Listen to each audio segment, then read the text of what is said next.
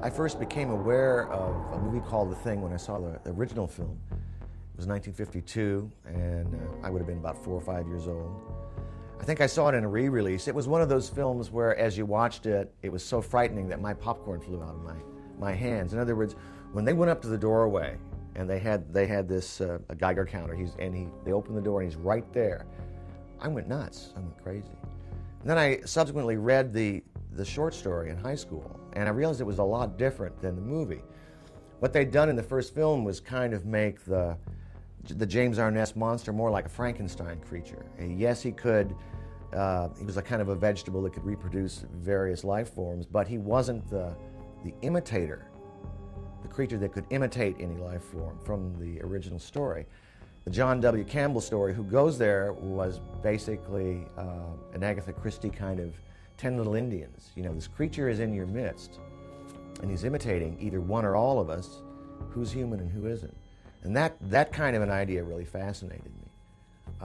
So we went, in that sense, back to that idea with Bill Lancaster in the screenplay. John Carpenter was always our first choice. Stuart had some relationship with him through school, through USC Film School, I believe. I knew John's work, I did not know him. And so we had a meeting with him, and he immediately said, yes, yes, yes. And as soon as we had finished Escape from New York and it was being released, I started to work on The Thing. And we started writing from scratch. Basically, Bill Lancaster wrote an original screenplay and started all over again. There were several drafts of, Toby Hooper had done, I can't remember his name now, his partner had done a draft, and there had been some short story treatments by various people. But we started over, and the studio liked what we were doing and approved it, and off we went. I was reminiscing the other day, it was the longest prep that I've had on a movie, and I haven't had one as long since. It was from the time I started going in an office to the time the movie was released was over a year. And the business has changed so much now that they'll only give you, they try to shorten your time on either end and try to make you do it really quickly. That was one of the luxuries of The Thing, was to have that much time to work on it. Well, the short story itself was, I wouldn't say it was a really great one, although it's a very admired one in the science fiction realm, back in the late 30s. And I think it was the first story to deal with this shape-shifting, body snatcher type element and all that stuff. Curiously, that's not what 100% attracted me to the piece. It was more the ambiance and all the characters involved and the mood of it and the enclosure and elements of the paranoia. And the short story was a stepping stone to take advantage of all those kinds of elements. From the story and the film, I loved the idea of being trapped in Antarctica. These people working up there for whatever reasons. Horrible winter, freezing conditions, cold, and there's a monster lurking.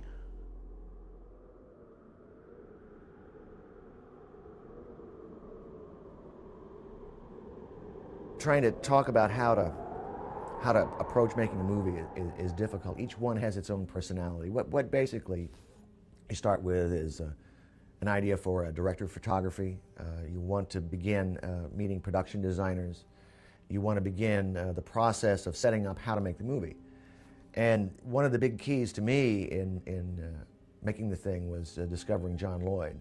You see, I had come from low-budget filmmaking, and I had never really worked in a studio situation, and John came along with enormous enthusiasm and knowledge and a great eye. Well, essentially, I was working for Universal Studio at the time, and the script came across my desk, and I read it and said, my God, this is probably one of the best science fiction films I've ever read in my life. And then I heard about John Carpenter. He was coming on the lot, and I heard about his reputation. And I made a connection with one of the production managers to talk to him and then arrange an interview. And I took my drawings and things up and talked to John and ended up getting the show. I met John, I'm not sure what year it was, but it was just before Halloween. It was for Halloween. Deborah Hill introduced us, and John decided that we would probably make a good team, and so we worked on Halloween. And that, I guess, was such a good experience for both of us that we began a series, and I worked on The Fog and Escape from New York, and then subsequently The Thing. And so I guess we went through a sort of that formative period together. The work I did with John and the pictures we did together, I think were at that period some very challenging ones for me, and also a lot of fun because they allowed us to sort of experiment and work on visual style. Basically, it's a process of lining up the people to do the movie. And one of the crucial decisions we had to make was on the special effects and whether or not to hire, what kind of an effects person to go with and what kind of a concept to go with. And I chose Rob Bottin. I saw Halloween, and I instantly became a John Carpenter fan. He was, that film is just amazing. It amazed me. And I had the fortune of working on a picture, which was a Roger Corman film, Rock and Roll High School. I met Dean Cundy. He did an amazing job on Halloween. I was also a big fan of him as a cinematographer and director of photography. And I begged him to introduce me to John Carpenter. I said, I got to work with this guy. So I went in and I met John, and he was shooting The Fog. And I said, you know what? Do you have any creepy kind of characters that, are in this movie? I said, I'd love to play it. You got anything like the guy with a mask in Halloween or whatever? He says, as a matter of fact, I do. And actually just sort of burst in on this meeting, and he's going, who's this guy? To Dean, right? And I'm like going, I'm your big fan, right? And, I asked him this question, then he said, stand up. I thought he was going to say, and get out, right? When I was hitting him up for this part, And he looked at me a second. He goes, you got the job. Be there tomorrow. You got to do this with the makeup, this. So I got to work with him, and I was very happy, and we had a good working relationship and really had a lot of similar interests and things. And he said, guess what? He goes, I'm going to do a movie called The Thing. And I said, you kidding me? You're going to remake The Thing? And he said, yeah. He says, that's the idea. And he says, I want you to make The Thing. Right, and I went, oh my God, this is fantastic, And, actually, after I did The Fog, I actually did a picture called The Howling. And it was such a big success for me. And I was about 20 years old when I did that. And I think I finished up the project when I was 21. And John saw the movie, and he called me up one day and he said, you got to get in here. We're doing the movie now. We're doing The Thing. You got to get in here. He came in with a wild concept, which is that the thing can look like anything. It doesn't look like one monster. It looks like anything. And out of this changing shape, this imitation, comes all the creatures throughout the universe that the thing has ever imitated, and it uses these various forms. And Rob was very daring in his approach. I must say, even sometimes I was doubtful as to whether he'd pull it off. He goes, I got an idea. He goes, we got a great storyboard artist on this movie named Mike Flug, right? And and he says, you should go down to the Universal art department, meet this guy. And I said, Mike Flug? You mean Mike Plug? Like that? And he goes, Plug. You know what I mean? He was really, John's a funny guy. He's like, oh, whatever. He goes, he's a real funny guy, And I said, yeah. I go, he did a lot of great comics. This guy's like, I'm a big fan, because I'm like, rabid comic book collector ever since I was a little boy. And I said, God, Mike Plug, cool. So he says, yeah, why don't you go down there and tell him what you just told me?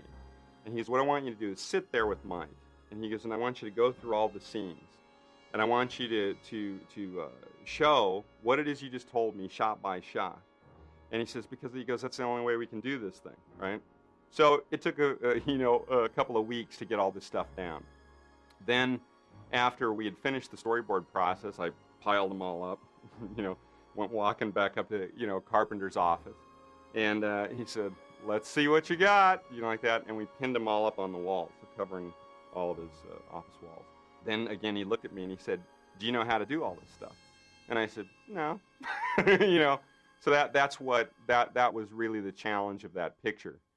And what was great about it was that John actually did give me a great opportunity to say, hey kid, go nuts, and use your imagination. And he was so supportive during the whole process that it was just, a real amazing thing to happen to a 22-year-old.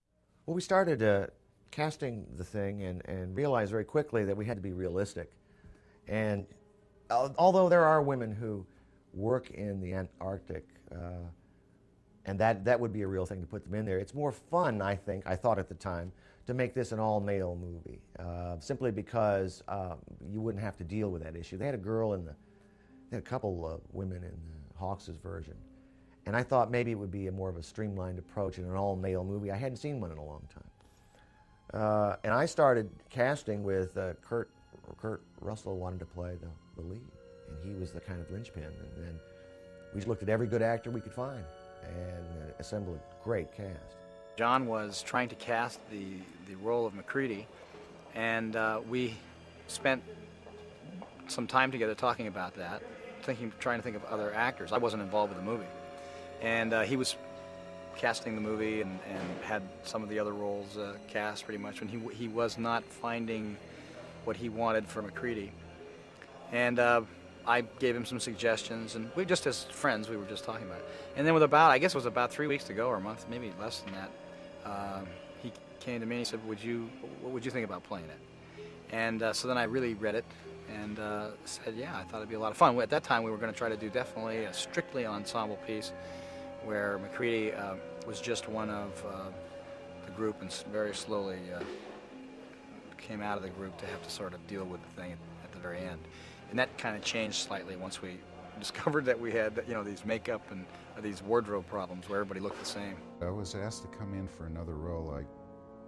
For the life of me, I can't remember what it was.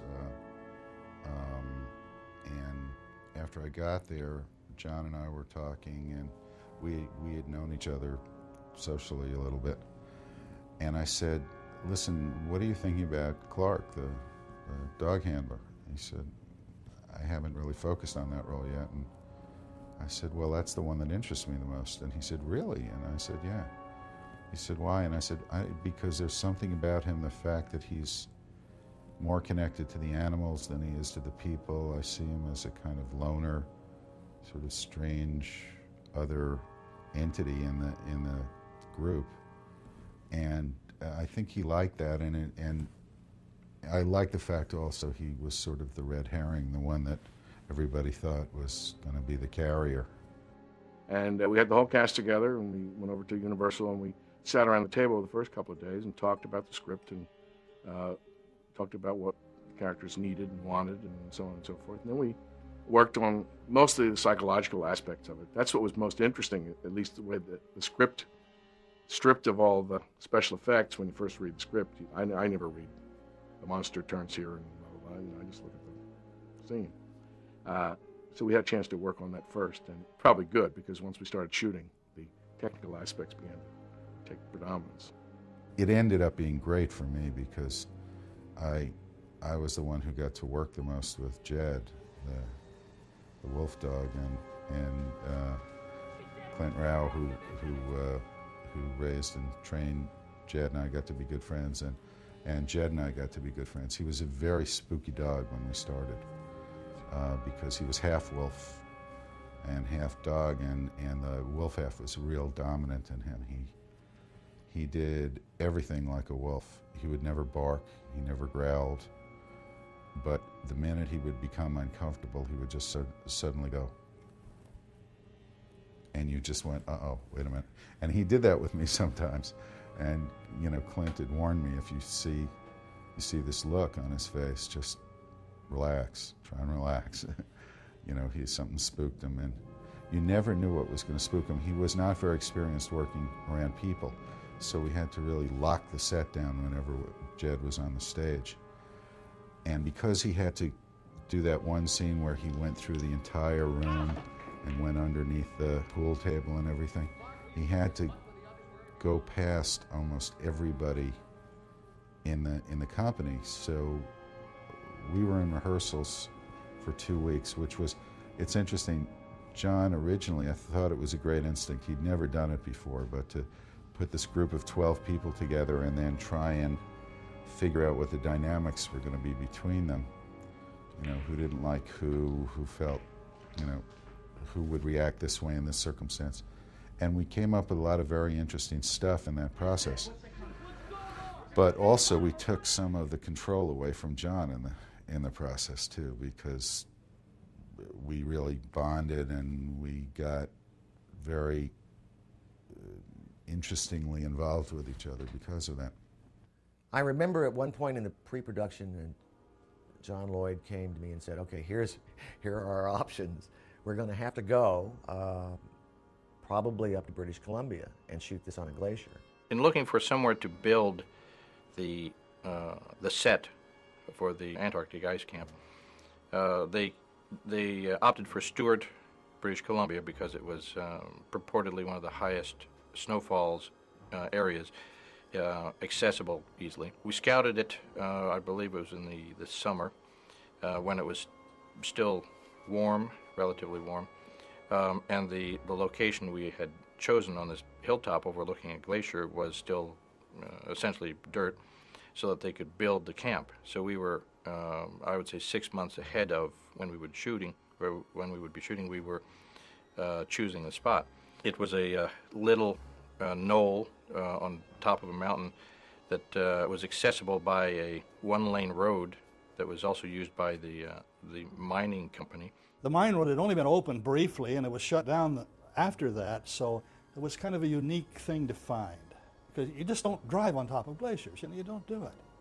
And here is this place, and it worked. It was just right there, and the only one problem, there were trees to one side, so I built the side of the set to hide that under normal shooting so you wouldn't see it. But I was really extremely happy with all that, you know. I thought it looked right.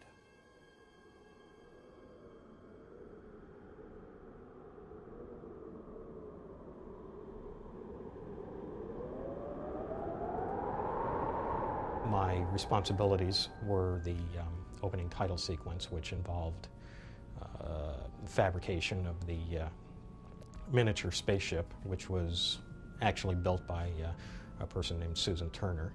This is a spaceship from the opening sequence of The Thing, used in 2 shots. It's principally made of ABS plastic.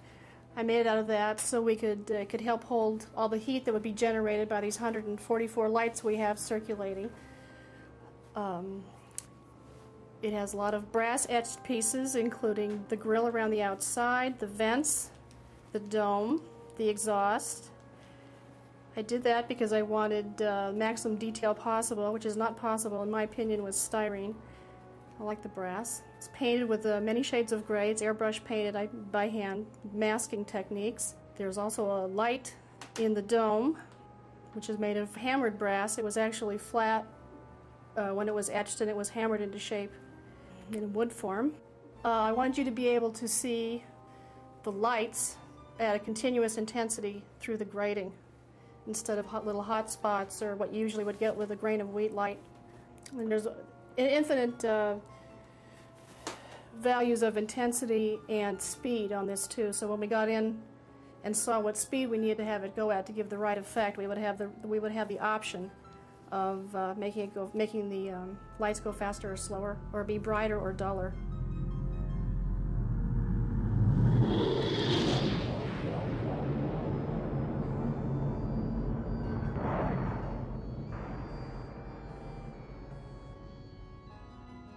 We shot at Apogee 4 passes.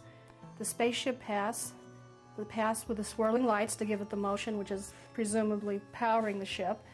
There's another pass with a little light on the top in the dome, where presumably the creature is steering the ship. And we also shot a matte pass.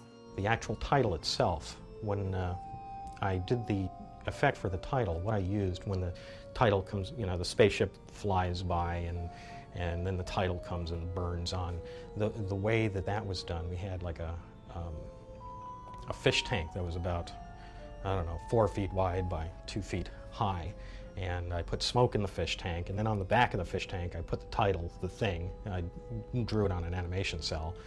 Behind that I had a piece of garbage bag plastic, which I stretched over a frame. And behind that I had a light, which was pointed up through the letters. And when I photographed it, I hit the garbage bag plastic with little flame, you know, like a match. I would just light it around the garbage bag plastic, and then the garbage bag plastic would open up and let the light come through the letters, and that's how the letters look like they form and, you know, and burn on with the rays and everything. It was actually a very simple process to do, and looked pretty good, although we went through a lot of takes. One take actually opened up forming the letters NG. I delivered the spaceship to Universal, to Al Whitlock's shop, and that's what they used to paint from. I worked with Albert Whitlock for the first and only time I've worked with him. I've been a great fan of his work, and he's a man of unique talent. He does amazing things with paint and brush. And he did for us. He created this giant flying saucer in the middle of the snow at a scale we couldn't do. And he solved some lighting problems for us, because painting a snowscape with the correct light on it is not as easy as you might think. We had to do a lot of work on that. But I'm extremely proud of what he did, and it worked out great.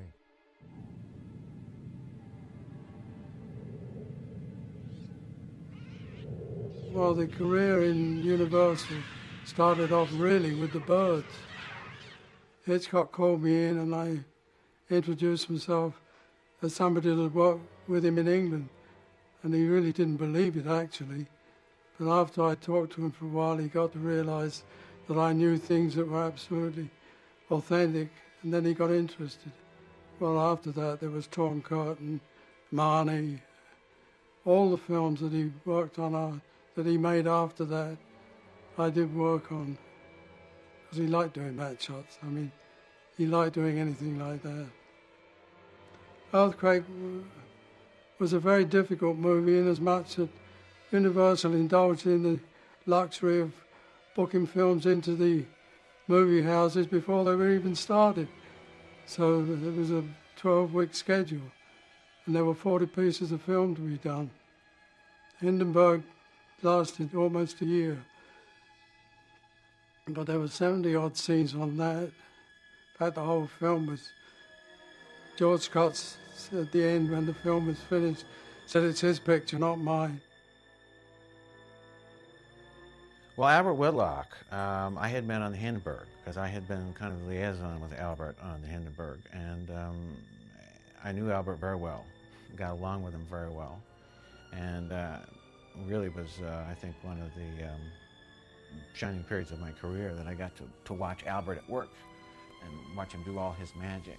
All the matte paintings had an appropriate storyboard, so you knew generally what you were supposed to see.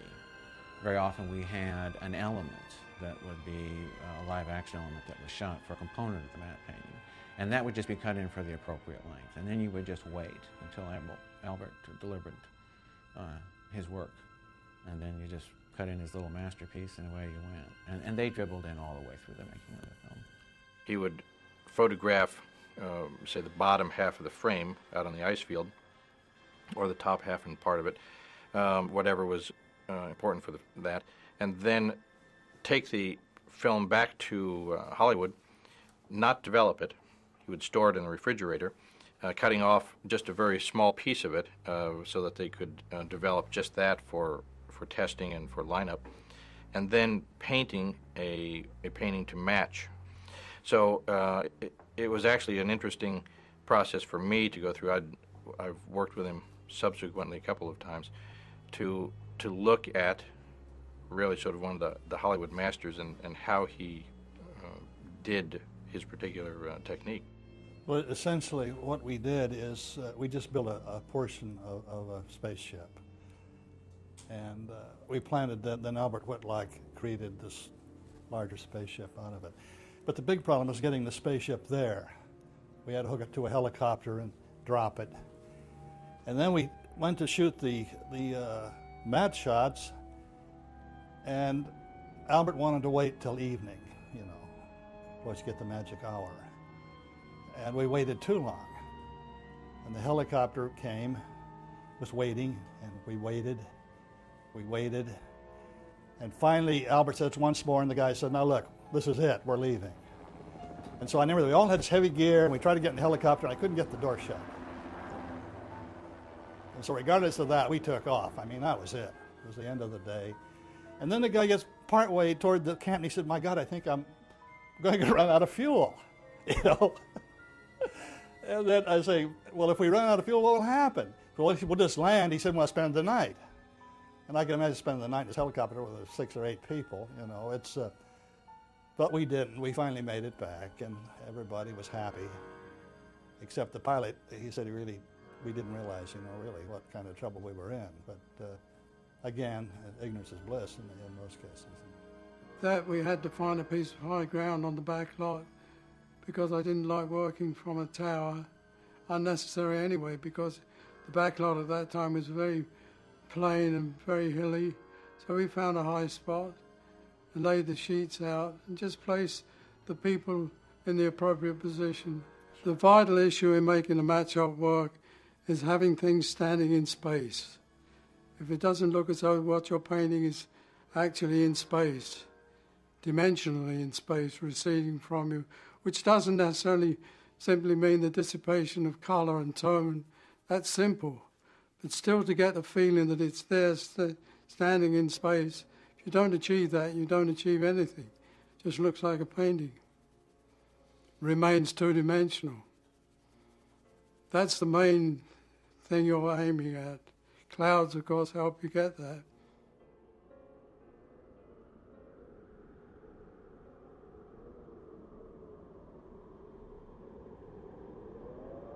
One of the things we were looking for was how to really create the feeling of cold, how to get breath from the actors' mouths, and we'd heard all the various stories that, you know, the people in the film business had been trying up till then, the Lost Horizon stories and so forth.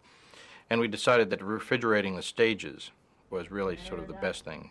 We found out that it doesn't have to be really cold as long as the humidity is up, so it was a very careful balancing act of humidifying the air, spraying water overhead to bring that and then bring the temperature down, which happened at one of the hottest summers in Los Angeles in a long time. So it was very strange for us to work in this very kind of cold environment and then step outside in our parkas in 102-degree heat to watch the tourists going by on the trams on the tour and have them wonder, why are these people wearing this clothing?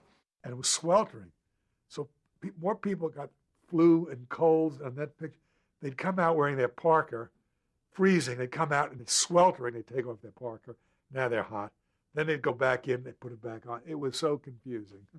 The thing that I remember the most was all of us, we got so tired of changing to go to lunch that we would just go to lunch in our complete wool outfits in this brutal heat and just, you know, and just kind of blow it off and go, well, it's going to be real hot getting over there, and then I'll get there and it'll be air conditioned and it won't be that terrible. I remember that, and I also remember for about 3 days or so, I showed up in the commissary every day with a big, ugly bullet hole in my forehead to eat lunch. And, you know, when I would come in and I'd go, you should probably put me in the corner where everybody doesn't have to look at me, because it was pretty disgusting.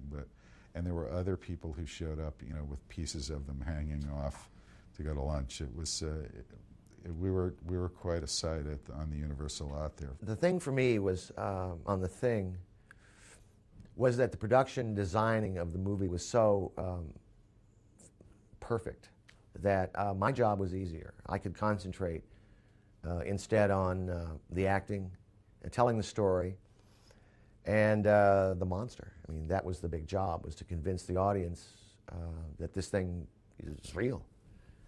And we might have convinced them a little too much.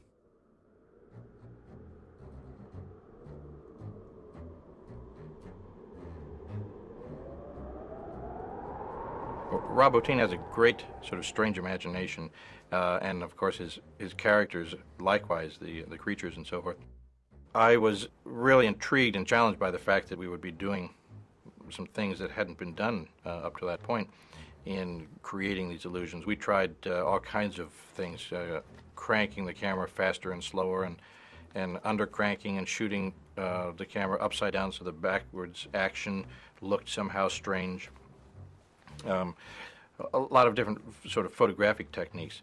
One of the tricks with working with rubber, whether it's a mask or a makeup appliance, or whether it's a completely fabricated creature, is lighting it carefully so that it looks real, so that there's you don't give away the tricks, the little seams and the paint and the wires and all of the things that are necessary to make it work.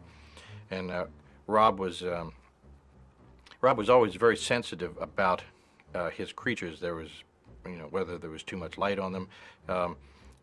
We always sort of joked that if it was up to Rob, he would build the creatures, to be incredibly interesting and imaginative, and then not put any light on them because he was afraid of showing them. So it was always a case of Rob wanting less light. So we developed techniques of little tiny spots of light and shadows, and also that you never really looked blatantly at a rubber creature. I went to visit Rob on the set. He wanted me to help shoot some tests that he was doing of his vibrating dog, and I think when I got there, there were so many 5-gallon pails of KY jelly all over the place that it's like my impression of the film was, gee, I never knew that you could buy KY jelly in 5-gallon pails and have so many of them, in any one place. They used so much of it, I believe, on all of his creatures. That's kind of what I think of when I think of working on the film. And you'd walk into their model room and you'd see what they were going to eventually come up with, because they would model them in clay, I guess, before they started the work on making you. And it was incredible to see. And I must confess, I think I spent about 10 days with them, all told. They molded my face in a lot of different expressions. They molded my hands, my legs, my torso. They even took photographs of my chest without a shirt on, and they assigned one person to make the hair pattern match. And it was so good that the day we shot the sequence of my chest exploding, I was inside the examining table that my body was supposed to be lying on, so that my head was out. It was really my head, my neck, my shoulders, and my arms. And everything else was the model. And Richard Dysart, who's an old pal of mine, who played the doctor, the medical doctor, came in that morning, and I was already in the harness, and he said, "Put some clothes on that guy, for God's sake, it's disgusting." And he came running over, and it wasn't until he was right on top of me that he realized that was fake. It was so incredible. When I see the picture, I know what my chest hair pattern looks like from looking at myself in the mirror for 50 years. I'm shocked at how accurate it is. And actually, it was very funny because it was a one-take situation. We had to make him up and blend this whole body off that had this interior mechanism that would rip open, right? And what happened was, of course, take one goes awry, after, 10 hours of makeup, right? And Charlie's sitting inside this box and is working on him and stuff. The cameras are all set, tweaking the lighting, getting it all set up, putting little beads of sweat on him and fixing his hair, making sure the rubber doesn't look too shiny and all this stuff. John says, "Action," right? The thing rips open, and I wanted to have a lot of saliva flying all over the place. And unfortunately what happened was it looked like a fountain in Las Vegas. It came out, and it just looked like there should be showgirls dancing out of his stomach and stuff. And John goes, "Cut! Thank you very much, Mr. Bottin." Like that. He goes, "What happened?" He goes, "That was horrible." Like that. He goes, "It looked like a fountain in Las Vegas," right? And Charlie's going like, "Wait a minute, do we got to do this all over again?" I look at him and I go, "Yeah, Charlie, really sorry." And John goes, "Wait a minute, what do you mean?" And I go, "Well, the stomach ripped open. We got to, take this all apart and put a whole new one on." And John goes, "We got to do this tonight." And I'm going like, "Oh my God," So on the thing, take 2 meant hours, right? So we had to, clean Charlie up, take him out, put a whole new skin on this thing, and come back and do it again. And the second time we got it, when it ripped open, but that wasn't the end of it. And it was about 6:30 or 7 by the time we got the second shot. I spent the entire day strapped in this harness. It took my back a week or two to recover, but everyone was pleasant. In fact, the worst part was every 2 seconds, somebody might say, "You all right, Charlie? You all right, Charlie?"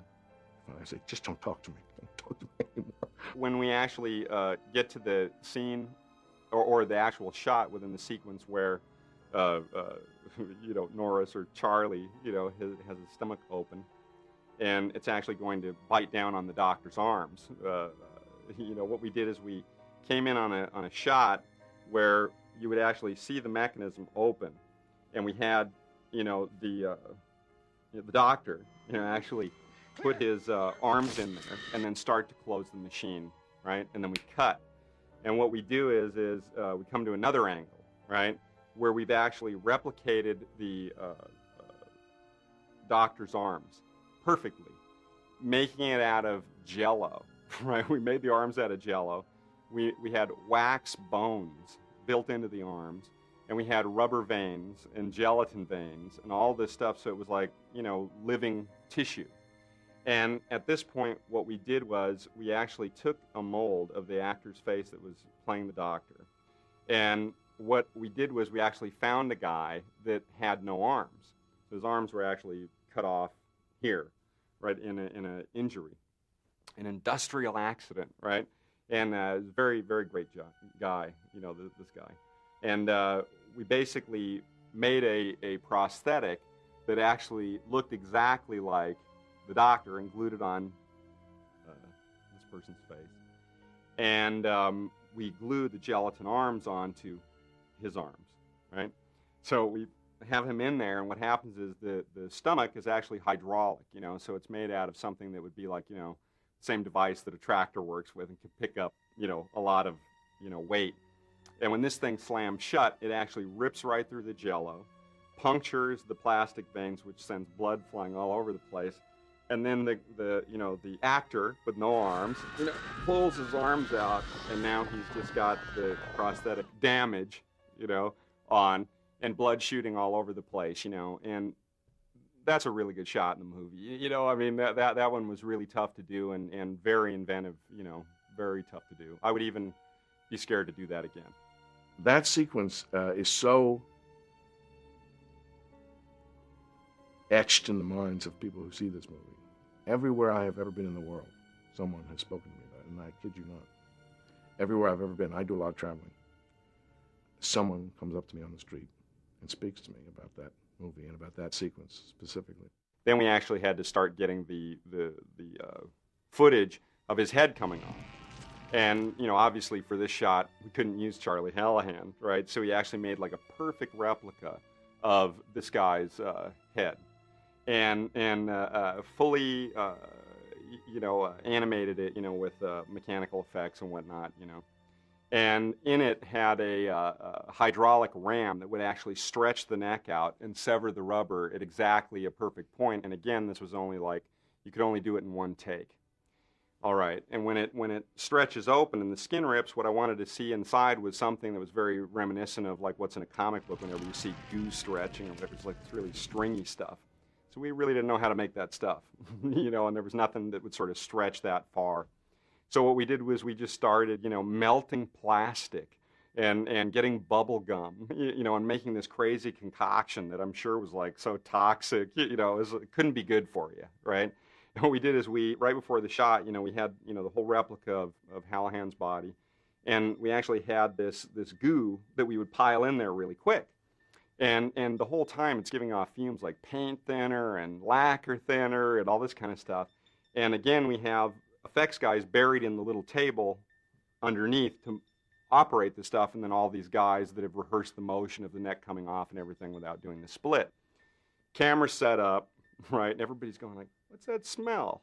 And I'm going, oh, it's the stuff inside the neck, just some nutty concoction we made that'll stretch, bubble gum and whatnot, plastic melted down. They're going like, oh, it doesn't smell too good, So I go, well, we better hurry up and shoot it, right? So the camera set, everything's ready, and then Carpenter goes, wait a minute. Shouldn't there be fire, like underneath the lens here? And everybody goes, well, why? And he goes, well, because they're burning everything around them. And this is the shot where the the head's stretching off, but nobody's seeing it. So just for continuity, we want a little fire in the foreground. Meantime, nobody's thinking about it, and I didn't either. But the room is filling up with explosive fumes, right? So finally, the effects guy gets a fire. There's like a thing called a fire bar, which is basically a pipe with a bunch of little holes drilled in it, much like you would have in a fireplace that works with gas. Puts it underneath the lens out of sight. And, John says, okay, everybody set, ready to go? I go, ready. All the guys ready? Everybody's ready, thumbs up. Hey, you in there, I'm knocking on the little, box. You guys, you ready in there? Ready. Like that, okay, great. So John says, roll camera. Right, so they roll camera. Right, and he goes, all right, light the fire bar. Guy turns on the gas. Psh, stuff's coming out. And the guy's up there with a like a lighter, and he's and finally, it ignites, right? And the whole effect, the whole Hallahan, replica body explodes, right? The whole room goes into this huge fireball with the whole crew sitting in it, right? Because this is a small set. And when the fire clears, everybody's sitting there like in a cartoon, with their faces black, but, nobody had black face, but they were all going, like this, and I'm staring down at the body, and I'm in shock because since it's a one-take deal only, I look down at it and I go, oh my God, it's on fire, right? It's on fire. And then John says, don't just stand there, put it out, you idiot. Like that. And then I was just so shocked that months of work preparing for this moment was just blown to bits in just a second. So we, put it out with fire extinguishers and stuff like that. And then he just goes, oh my God.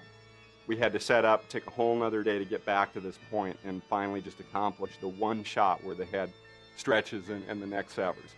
All of us had made a trip to the shop. I had to get this little thing done for my head and everything. We all made a trip over there. Some of them, like David and Charlie, had to have very complicated things done. So I didn't spend much time there, but when we were at the shop, Rob had already started sculpting a lot of the things, like he sculpted the fused bodies that we find in the Norwegian camp. And that was lying on the floor when I walked by the first time, and I just remember thinking, this is incredible art. This is amazing, grotesque art that he's created here. The same thing with the big fused dog thing. It was actually before they put all the hair and the slime and everything, and all that pink slime, all that drippy stuff, and the pieces of king crab claws or whatever the hell he used for that. Before he put all that stuff on it, it was an amazing piece of sculpture. Just beautiful. I mean, grotesque, horrible, but also very beautiful. So what I did was I was so, wanting this stuff to come out so great, I actually lived at Universal for a year and 5 weeks without taking a day off. I worked, 7 days a week, never took a day off, And I was there night and day. I'd sleep on the sets. A carpenter would come in. Where's Rob? You think, oh, he's in the locker room, or he's in the lab, And then he'd wake me up. Hey, we got to shoot this thing or whatever. And I ended up, working so hard that I ended up in the hospital at the end of the show. John looked at me and he said, "You don't look well." He goes, "Somebody take this guy to the hospital, right?" But since then, I've wised up and it's I don't do that anymore. When it comes to the creature effects on the thing, this is Rob Bottin's movie. I mean, and there was no loss for incredible effects. It was a pretty hungry movie when it gets down to that aspect of it. We came in actually with Rob's request because it was an overload period where I think he had some 7 million creature effects going on, and talked to me about possibly picking up one of the effects as some of the overload, which happened to be the dog thing at the beginning of the movie. It was we were just getting heavily into this new element of puppetry and animatronics coming together at my studio, and since I like Rob a lot, and I've also worked with John Carpenter before, and it was a fairly fun and simple situation for us, so jumped into it. It's one of the first effects that you see in the movie. These dogs have been taken over by the thing, So I attacked it in a way of figuring out a way of how to do it simplistically, how to do it quickly and economically, and also create a pretty nifty effect. And so we attacked it as literally a puppet.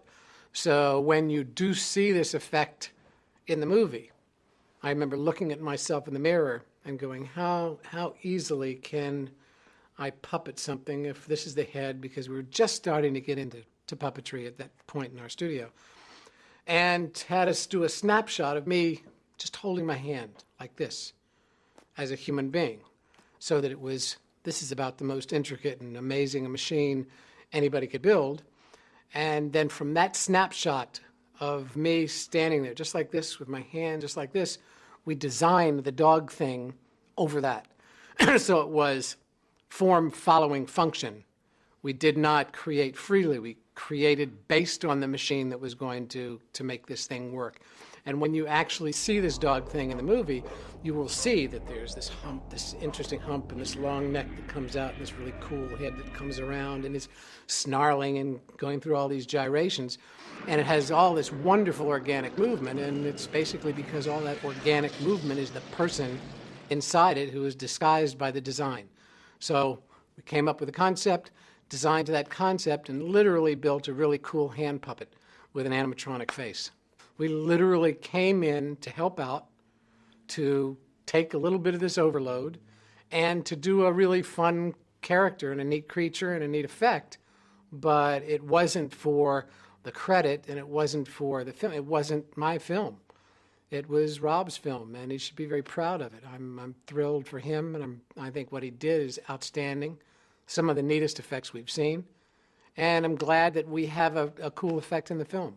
The big scene in the kennel when the thing first makes its appearance, and we set it on fire with a flamethrower and then put out the fire.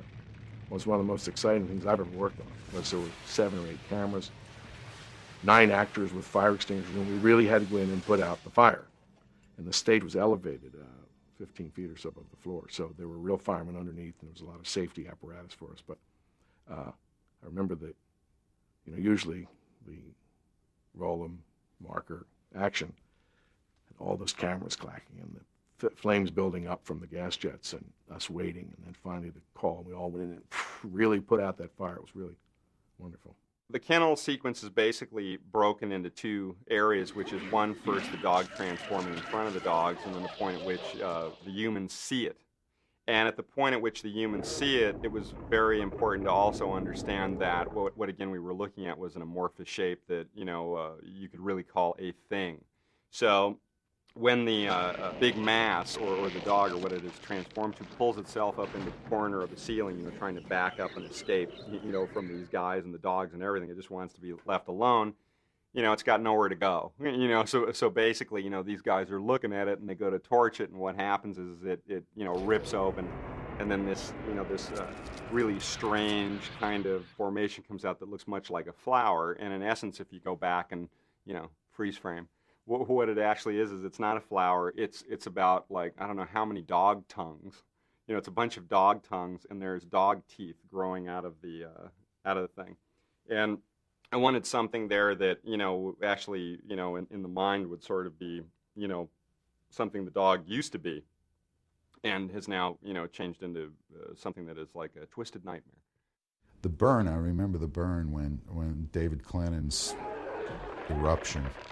And then we burned him. That was probably the biggest effect day that we all worked. And the guy who did the burn was I don't remember his name, but he was a specialist at doing these full body burns, and that was very impressive and spooky to be a part of, because what happened is he can't breathe once he's ready to go, because if he does, he'll sear his lungs. He has to do the whole thing holding his breath, and it's all a matter of timing. And then the minute he came off, he had to be put out and immediately, freed so he could draw breath and stuff.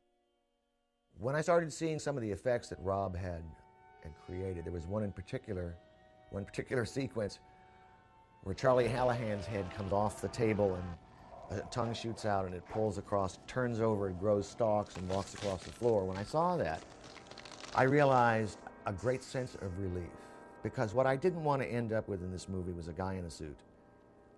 See, I grew up as a kid watching science fiction and monster movies, and it was always a guy in a suit. Or sometimes it was a kind of bad puppet, like It Conquered the World comes to mind right now, Roger Corman's movie, this kind of vegetable monster, kind of going like this woodenly. And my fear was, they'll laugh at us, you know. There'll be a joke. I mean, even as great as the movie was, and Alien was a terrific movie, it's still, in the very end, up stood this big guy in a suit. Oh, I don't want to do a suit. You know, I want something that's alive. So when I saw that stuff coming out, I was like, oh, man. Now, there were some effects we had to fool with. They didn't work perfectly. Because this stuff is not like, as Rob said to me, it's not like ordering pizza on the phone. You have to build it and create it. And sometimes it doesn't work. In our case, I think it did. You gotta be fucking kidding.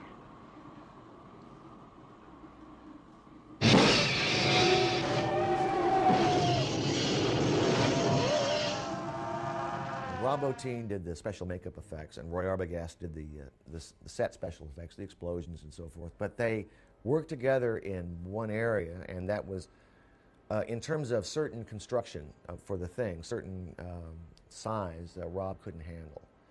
In other words, his little team could go so far. So they intermeshed at one point and began a collaboration to pull off that last creature coming up out of the floor and opening up. That was a huge monstrosity, and the size of it was amazing. So we had a lot of work to do.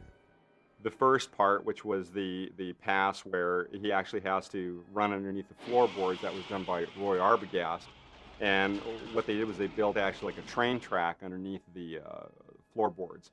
They put like a huge metal ball on it, and they actually dragged it with a huge cable mounted to a winch that actually was a high-speed winch. So they just flipped the thing, and then this ball would roll underneath and just break all the floorboards up, and that looked very impressive. Then what we see is the floor being ripped up, and now we see this image of Wilford Brimley rising up out of this hole, sort of stuck to a huge tentacle, with all these tentacles that are writhing off of it. His chest actually rips open. This dog starts to struggle out. And because we wanted to open up the scope of what we were seeing, we decided to use animation. And there's this guy, Randy Cook, who's brilliant at stop-motion animation. I worked with Randy before, known him for quite a while, and asked him if he would actually do this, the wide shot, which would basically be the worm, the Blair monster, comes up through the floor, and now we're back really far, and we see, oh God, it's huge, and tentacles come flopping out on the deck, and then, we'll cut to a medium shot of the dog actually starting to rip through, Brimley's, chest, and then we'll come back to the wide shot and actually see the dog leap out and land on the floor right in front of Kurt. And so actually, Randy and his crew set to making a miniature version of the whole set, and it was absolutely beautiful, really wonderful. The miniatures for the sequence, it was inside a room that had a lot of oil cans and some other miniature pieces. I can't explain exactly, what it is. A guy named Jim Belahovic, and again Susan Turner, who built the spaceship for the beginning of the film. Randy Cook, the animator, asked me to make it on a 2.5 inch to a foot scale. So that seemed to be a good size for him to work with. So we made a rather large one, and of course it has to be very solid to do dimensional animation. You have to have a very solid base, so we made it very solid. We made it so a part broke away, so when the floor exploded, Randy could get right in there and work. And additionally, when we built it with no supports in the middle of the floor, so that they could have the creature come up at any point. We hadn't quite decided yet. And of course, we had icicles hanging from the top, which we used silicone for because they couldn't be moved either. With frame by frame shooting, you can't disturb anything. Everything has to stay exactly the same. I tried to copy the live set exactly. I mean, it was rather difficult with the ice cave because it was just jagged cave. And so we had to measure each part out and make it exactly the right dimension so it would match. Well, I like to make it look absolutely, I know a lot of people like to take shortcuts, but I don't. I like to make it look exactly right, because I think there's no substitution for having it be exactly right mathematically and visually. In the final picture, what happened was Carpenter had the sequence cut together and felt that at the end of the day, his eye could detect that there was, stop motion animation in the picture. And at this point in time, again, that, since this was done, many years ago, we actually didn't have the use of a computer, which would kind of, smooth out the animation a little bit.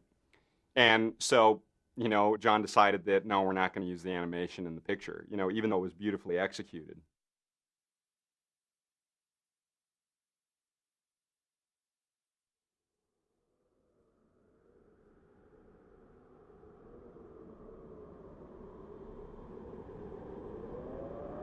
We all met at Vancouver Airport, and then we were going to fly to Prince Rupert, where we were going to get a plane to Stuart, British Columbia.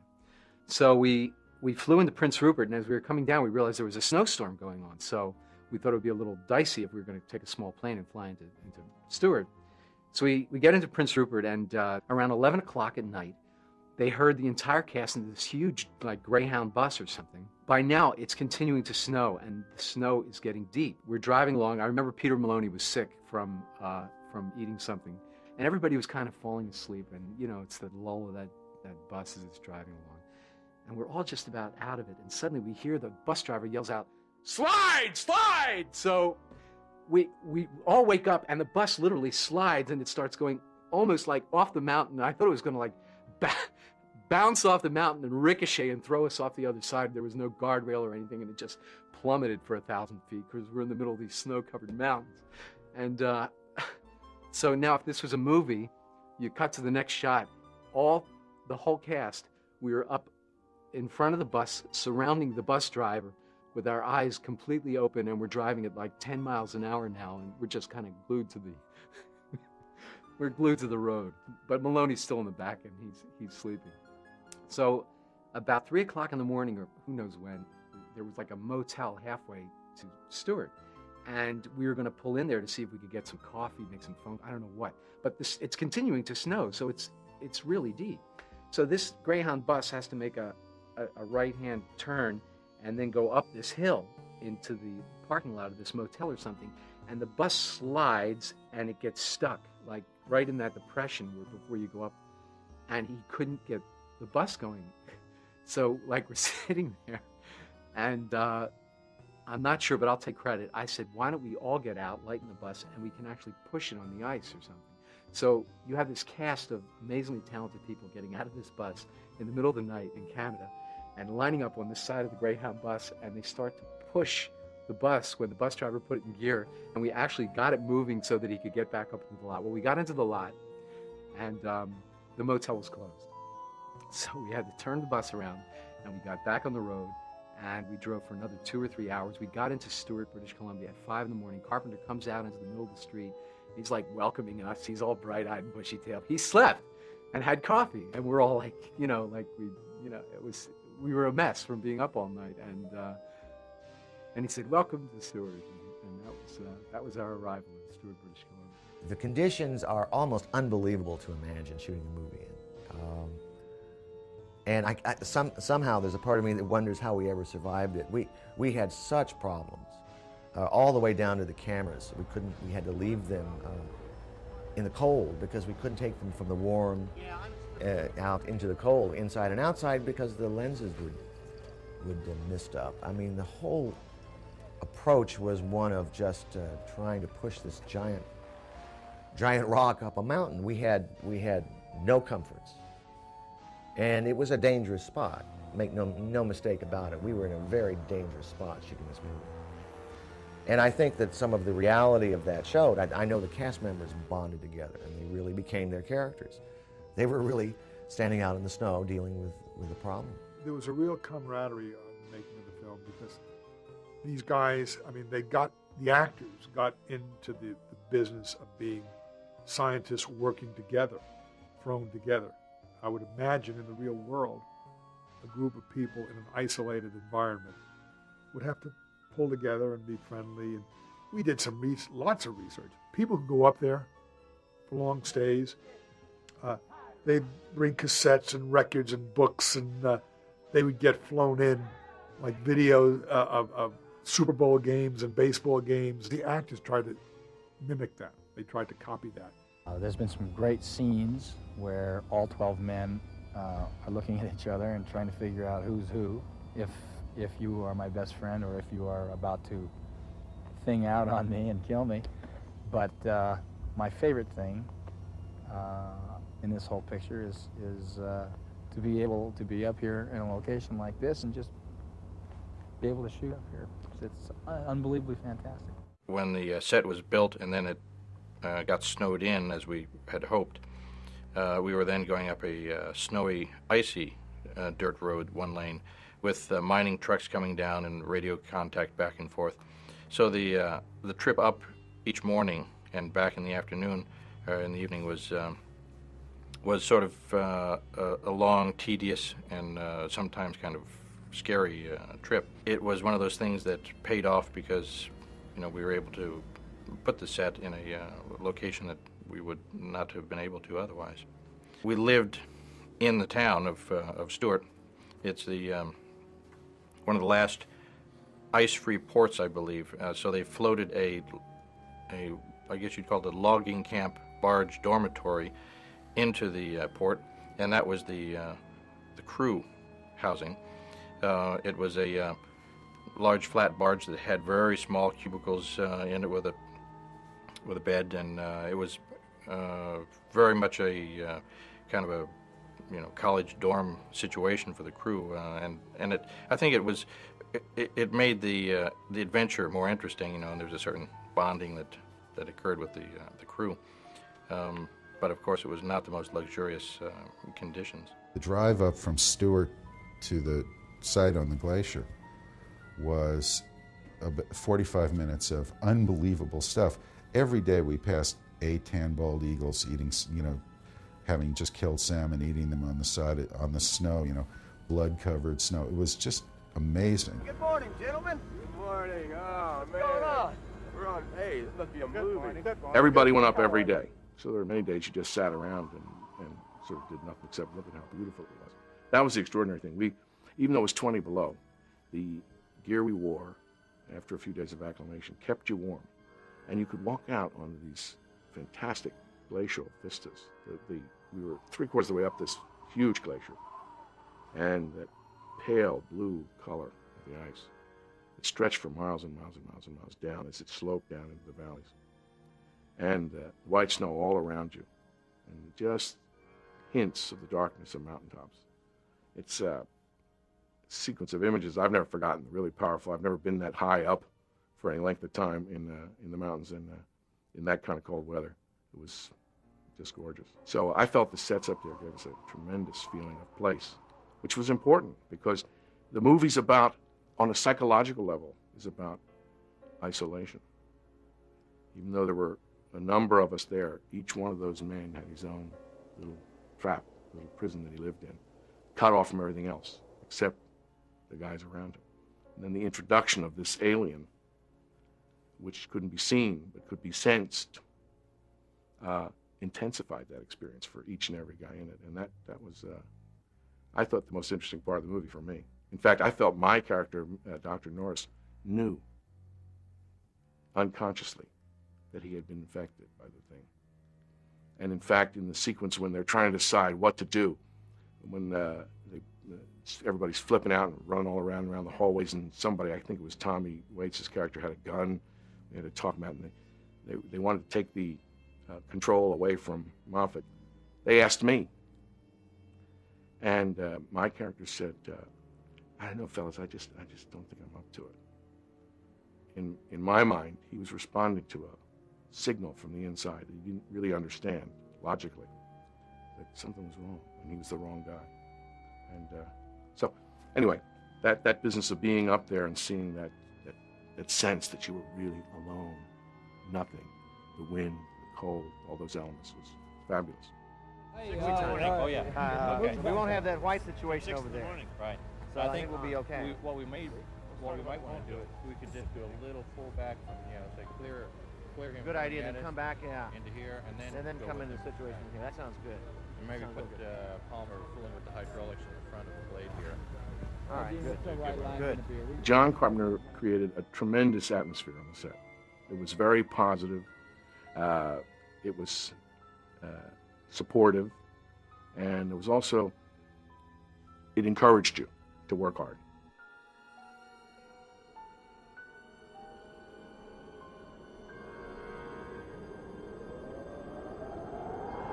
John is one of the few directors who can walk onto a set and be faced with a scene that may involve 5 or 6 people and some complicated blocking, and with no preparation, work with the actors and arrive at a blocking that they're comfortable with and not one that he dictates to them, and then decide on the spot what the most effective coverage for that scene is going to be.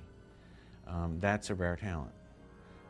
In scenes, a particular scene, I think, which evinces that ability is the one in which the blood was in the refrigerator. They found the refrigerator, and all the blood's on the floor. It's been broken open. That's a difficult scene because you have a group of people in a semicircle up against a flat object.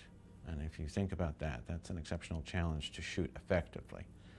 I mean, one can take an easy cop-out and shoot it from within the closure of the half circle, if you will, and take individuals on each. But I think if you look at that scene, it's much more complicated in terms of how he chose to cover it. I was very impressed with that scene. And the one that followed, where Windows runs down the hallway with the gun, which I think is one of my favorite scenes in terms of cutting. Those 2 scenes in particular. And John always gets just the right angles. Very rarely. I can't ever really think of a time in which I would say, gee, I wish I had this, or gee, I wish I had that. And that's a testimony to his ability. This is U.S. Station 31. Can you read me? We found something in the ice. We need some help down here. Can anybody hear me? We found something. We found something. We found something.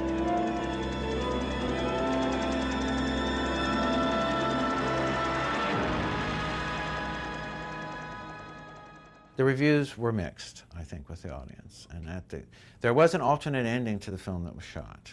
I had spoken to John about this. I had said that I felt, well, gee, this is a terribly nihilistic ending. It's very much of a downbeat. Perhaps we should protect ourselves while we have the principal, Kurt, and just shoot an ending where we see that he survives. And John was open to this, so essentially what he did was he staged a scene in which Kurt has been rescued and is sitting in a kind of a small office structure, and he's just had a blood test so that we know that he's not infected. And he has survived this ordeal rather than the kind of mutual death that concludes the film now. He just shot this for protection. We never previewed this. The issue did come up at the conclusion of the 2 previews as to whether we should perhaps try this ending, see how it flew with the audiences, and or make other adjustments on the film. And I think John essentially at that time felt that he had achieved in the movie what he wanted to do. He had made the story of Who Goes There, the short story from which the original thing was adapted. He was much truer to that, which I think was one of his intentions. He was a great fan of the original thing. He and I watched it at least 2 or 3 times. John's probably seen it 50. And it is a wonderful film. But he wasn't trying to do that film. He was, in a sense, trying to go back to the source of it. And I think he felt he had accomplished that. And so that's the way the film went out. A lot of the things, though, that bothered the audience more than the monster were the poking around the monster, and poking around human beings that had been burnt. And it was like we all associated to it in terms of what's like gutting a deer. It doesn't. It's a part of life. If you hunt and you take the meat, you got the deer, and I guess it's ugly the first 2 or 3 times you do it, but then after a while, that's what you do with you take them out, you remove them and clean it, get the meat clean, and then you cut the meat up. All of that kind of when you're doing it, if somebody's not used to doing it, they look at that and they go, this is horrible. But they don't have any problem going to the store and buying that wrapped piece of meat. So they just don't see the other part of it. So in this movie, you see that part. We realized that those parts were probably going to be, to a large degree, rejected. Again, I thought it was great that John didn't stop doing the movie that he set out to do. And I'm very happy that the movie did find its audience, and that it found its audience 20 years or 15 years later was to a great degree expected. People always come up to me and say, you know, my favorite movie you were in was, I mean, a lot of times this happens, that they come up with the thing as the thing that they like the best. But it's as someone else has probably said, this film found its audience not in the theaters at the time. It wasn't a huge hit. It did okay. But in video and on cable, and since then on video, it has a very loyal, very intense following, and that's always fun. I mean, I've been involved in several of those that haven't gone through the roof in the box office, but in certain ways have an afterlife that's much stronger than films that have gone through the roof at the box office. It was so much fun to be with that cast and that director and that crew. I mean, you had like 60 little boys with helicopters and flamethrowers and guns and a monster, and we're up in the Arctic, and I mean, it was a gas, man. It was like going out and playing cops and robbers when you were a kid. It was just, it was a fantastic experience in a wild and unpredictable place with just once again, I have to say, just a tremendous cast and crew. It was just so much fun. It's a good film, and it'll survive for that reason, you know. It might not be an instant success, but I feel that it has legs in the sense that people will enjoy seeing it, and probably more so as the years go on. I think that at the time when the thing was released, it was an innovative, very kind of unusual journey for an audience. And I think that it came across an interesting phenomenon, which was, at the time, we also had a very friendly alien that came to visit the Earth in the form of E.T. And it was a case of an audience at the time feeling probably more comfortable with a friendly alien, and the fact that that the sort of dark edge of the thing was something that wasn't sort of appreciated at the time. I think the audience's sensibilities always sort of change, and they're now sort of prepared to accept an alien that isn't so friendly in the shape of the thing. I really believe that if they had separated the releases somehow, that it would have been a big hit at the box office. It's since turned into what they call a cult film. It seems like everybody has seen it. It's on video or on television or something. It set a standard for special effects. I think that the people who like that kind of movie went and saw it anyway. The interesting thing about the thing, right, and the fact that it was actually done a long time ago, people actually think that the imaging and the special effects and the creature work or whatever hold up to this day, even in light of the fact that there are computer graphics and things now. And I think part of the reason for that is that it's you just can't beat wild imagination, and no matter how you do it, as long as it's executed very well, you just can't pierce through the magic. Actually, it's really funny because I watch the movie now and I can completely pick it apart. I can actually look at it and go, I do that differently now. I could do that better. But the fun thing is that everybody that like I run into on the street or in the movie business or whatever, they always say, "Do you realize that your monster creation in the thing was a life-changing monster?" And I go, "What does that mean?" And like I even have kids that actually grew up watching it on video, and they say, "Yeah, it was just so crazy." And it just sort of made us realize that, you could do anything in the movies, So it's fun to have, that, part in history as, having made something that was so wildly imaginative that it's actually, caused others to, come up with greater dreams. There are some movies that you do. I've done more, I guess, than my fair share of them. And I do think that, maybe that I have to sort of look at that and realize something, that I have a tendency to like movies that aren't going to perhaps be accepted at the time. And if they're done well, though, they will be accepted later on. And I think that with the advent of video, that's a great... I'm very happy about that, because ultimately you're making movies for the enjoyment of as many people as possible. And I like that there's video and that people can take it and make their judgment later on, and perhaps without the politics of the time or without whatever's in the air at the time to set a tone to get in the way of just the project and just the story itself. There's a very somber kind of inevitability to the film. As it begins, you're seeing a helicopter flying, and they're chasing a dog, and already it feels like the end of the world to me. And that's what this is. This is an apocalyptic movie. This is the first of 3 films that I've worked on that have an apocalyptic theme, and I've dealt with them in different ways. This is the end of the world. It doesn't come from bombs dropping. It comes from within. And it was a movie that's tone started and finished. And basically it was almost there's nothing you can do, because here it comes. And of course the thing is a metaphor for whatever you want to say. It's disease, could be AIDS, could be whatever, but it comes from within you. It's also basically the lack of trust that's in the world now. We see it all over, countries, people. We don't trust each other anymore. We don't know who to trust. We're with somebody that we think maybe they're our loved ones and they may attack us.